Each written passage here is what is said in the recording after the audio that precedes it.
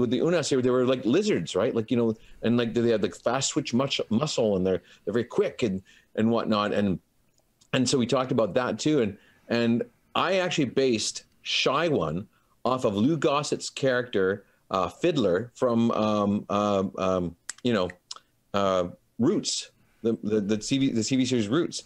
I based Shy One off of Fiddler, like an indentured slave, and it was so, I mean, you know, rebelling was just so foreign to him, right? Because he'd been a slave his whole life, basically, right? That's all you know. Yeah. It's easy. You know? Hindsight is easy to say, well, you know, why didn't he? Well, because it's what he knows. That's right. You know? I'm not talking about right or wrong. We're just talking about what is. Absolutely. And then the shot, the scene when like Dion shoots Larry Drake's character. Yes. And then passes the staff to me, and I, whoa, you know, take it up. Yeah. A pivotal moment. But back to the female waitress Unas thing. Once in rehearsal, again, good things coming up. So we're in rehearsal, and Shanks is sitting there, and he asks for a drink and whatever, and he says please, and then I just like, you know, like I look at him like, give him a little sniff, because he's different than the rest, right? He's not like the other freakos, these jerks around here. This kid's new in town, you know. But that was the thing. I thought, well, what would an animal do? Like, what do dogs do? They sniff people. They, you know, check them out. Like, you're different, right?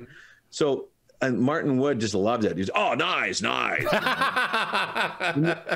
You're doing good with Martin. You either get a nice, sweet, or we got, all right, we're going again. You know, whatever. Right, exactly. But put that little sniff in, but there's all physical changes. Like every creature that you play, or every person moves differently. Like the Bloodhound Unases were just psychos. They were just like, you know, bloodthirsty bastards, and they were just running around like maniacs. They've been conditioned to do that. Yeah, exactly. Absolutely. But that's just it. I mean, everybody has their own thing. Like, you know what I mean? Yeah. It's just every character. And it's funny, real quick, I fell asleep during a break one time. It's a picture of me lying on the grass. I'm just like, but I closed my mouth. I have no passage to breathe through the nose. Shoot.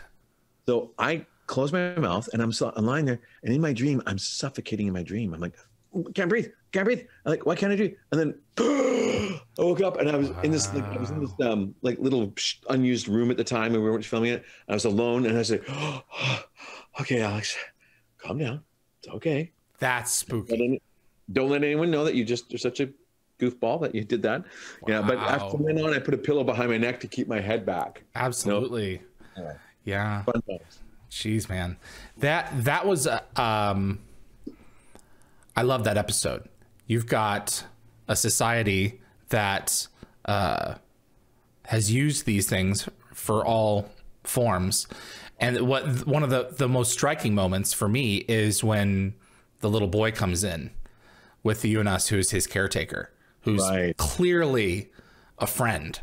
And this kid has no perception of slavery or anything else. And he reaches out and he holds his hand as he walks away from the cages after someone had hurt a family member or something like that. It was like, wow, you know, there are a lot of layers to this that it's just a lot to take in, you know, when a society absorbs another one, you know. Not everyone is I think you can certainly say everyone is in part guilty for the circumstance, but you look at that kid and you look at for all intents and purposes, you know, a nanny or a mother, you know, or a stepfather. It's like, wow, you know, there's a lot to unpack in that episode.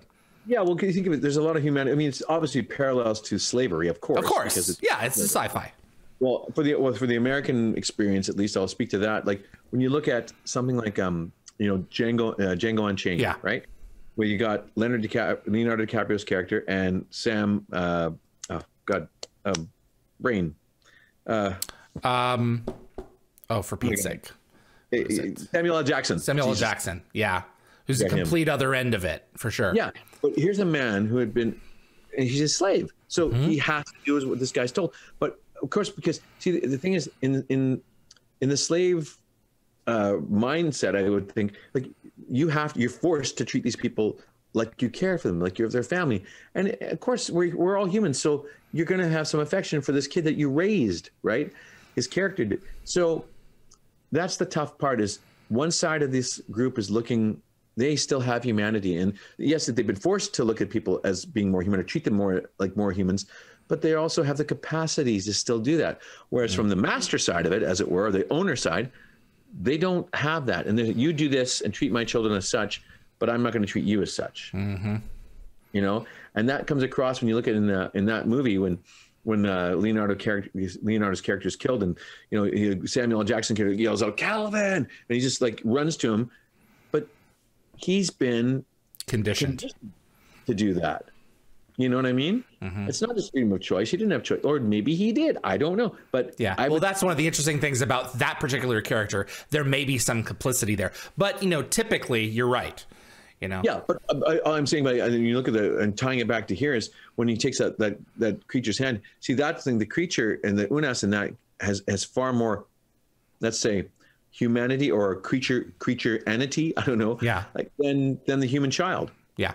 Or even the humans around. Forgive me, but the humans around, because he's still going to treat that helpless little boy like a helpless little boy. Yeah. But you know, the second he pisses somebody off, he's going to get shot in the back of the head or zatted or whatever, right? So there you go. I just love the episode. Yeah. Metamorphosis. Oh yeah. Took a really different direction in terms of makeup, in terms of like an approach for the character you were playing. Another enslaved society. This time because of Jacqueline Samuda, Nirti. What was it about Eggar that struck you as delicious to play? Because you played off of Dion, you know, in this episode. The two of you were really the ones in control of that group of people on Nirti's behalf. Yeah, we basically played it. I think we decided to play it like we were brothers, basically. And well, that was the whole thing. Is like, again, when you are forced by a more powerful entity or compelled to do something you don't wish to do, you find the path of least resistance, so that you are punished the least, maybe rewarded the most, or at least to keep the violence down to a minimum, right? Or the harm, the punishment, etc. So that was the whole thing, like, you know. And it's about, are you like, you know, with complicit in fascism, like people that collaborated with Nazis and stuff, where they're saying, well, we were collaborating with Nirti, were we? Well, yes, but we were compelled to, you know. And then in the end, when you see her for what she really is, right? He looks into her mind. Exactly. You know, then you realize, oh, wait a minute, this wasn't for our benefit. This wasn't for what. So, you know, they were sold a bill of goods that was a complete and utter lie, and they've been mutated and they've been, you know, harmed, and their whole families and their culture has been like destroyed because of this person. So, you know, for me, having, like, you know, everybody fantasizes either about being telekinetic or being able to read minds, etc., and whatnot, and that's just it. It's like, you know, and it was added to the mystique with the one white eye, and, like, you know, right, it's just like it's a beam into your soul. Yeah, and had this little chicken paw weird hand and whatever, and just like, you know, it's the old thing, like with the Greeks, the seers, the ones who could see everything, were normally blind. Yet they could see, and they could move beyond. They could go into the emotional, spiritual transitory world that most of us are too afraid to go to or don't want to be a part of. And that's kind of like the way I played him. Thanks for watching this clip from Dial the Gate. You can find the full live stream shows on our YouTube channel, or visit dialthegate.com for the complete schedule. See you on the other side.